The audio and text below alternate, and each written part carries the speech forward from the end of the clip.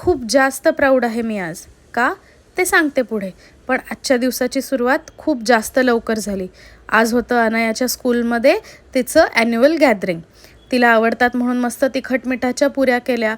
आम्हालाही घेऊन गेलो सोबत, कारण मग माहीत नाही किती वेळ लागणार होता. 10 वाजताचं कॉल टाईम होतं. थोडंसं जरा घाई गडबड झाली. ती नेहमीच होते निघताना कुठे जायचं म्हणलं की. असं छान क्यूटचं आवरून मी, निकिता, सान्वी आणि अनु निघालो आम्ही गॅदरिंगच्या हॉलवर. मदर अक्रॉस एराज ही थीम होती. जेवढी मी प्राऊड आहे तेवढीच मी इमोशनल झाले होते ह्या सगळ्या मुलांचे परफॉर्मन्सेस बघताना.